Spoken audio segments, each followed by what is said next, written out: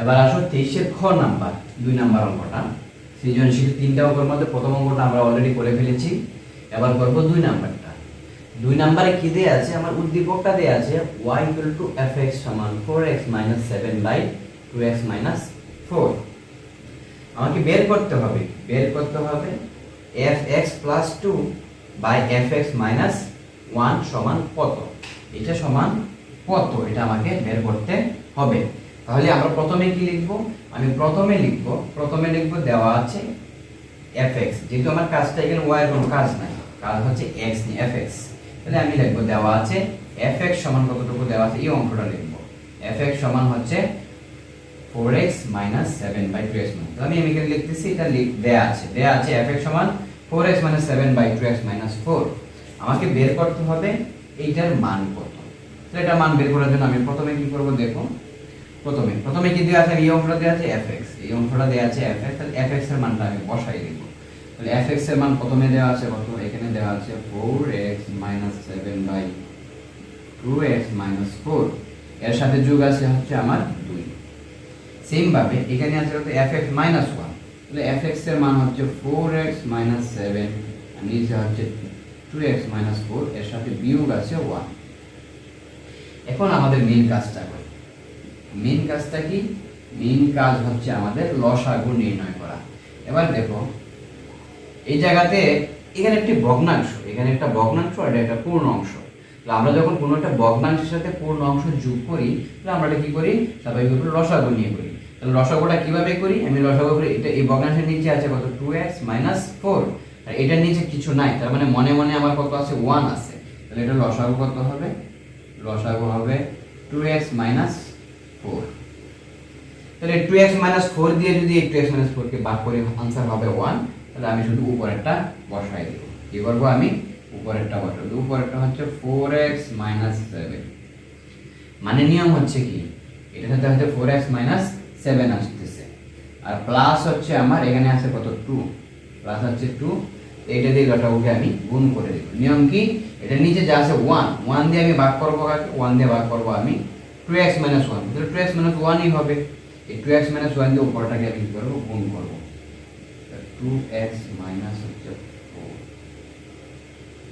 তো সেম ভাবে আমি নিচেরটা লসাগু বের করব, হচ্ছে নিচেরটা হচ্ছে এইভাবে 2x - 4। হ্যাঁ, এটা হবে 2x - 4 হবে লসাগু। তাহলে যদি 2x - 4 হয়, আমরা এই জায়গাটা লিখব সেম ভাবে 4x - 7, আর এখানে আমি এটাকে গুণ করব, -1 দিয়ে গুণ করব 2x - 4। এতটুকু যা করলাম এটা হচ্ছে আমাদের কি নতুন কোনো অঙ্ক না, এটা হচ্ছে আমরা ছোট ক্লাসে যে লসাগু করছি সেভাবে করলাম। এবার আসি আমাদের যোগ বিয়োগে। যোগ বিয়োগে যদি আসি, দেখো অঙ্কটা কি হয়। যোগ বিয়োগে যদি আসি, তাহলে আমার অঙ্ক হবে, আমার উপরে কত আছে? উপরে আছে আর নিচে আছে আমার দেখো 2x - 4, আর উপরে দেখো এখানে কি আসে? এটা হবে 4x - 7, আর এখানে আমি 2 দিয়ে গুণ করব। কি করব? 2 দিয়ে গুণ করব। এটাকে 2 দিয়ে গুণ করলে হচ্ছে 2 2 এ 4, এটা হবে 4x, আর 2 দিয়ে আমি 4 কে গুণ করলে হবে 4 2 8। সেম ভাবে আমি কি করব? এটা নিচেরটাকে করব। তো নিচেরটাকে যদি আমি করি, তাহলে 2x - 4, 2x - 4 উপরে হবে কত? উপরে হবে 4x - 7। আমরা জানি যদি মাইনাস থাকলে ভিতরে চিহ্ন পরিবর্তন হয়ে যায়, মানে এখানে সামনে আছে প্লাস, এটা হলো -2x, এটা মাইনাস মাইনাসে প্লাস হয়ে যাবে, এটা হলো +4। এবার দেখো আমাদের কি দাঁড়ায়,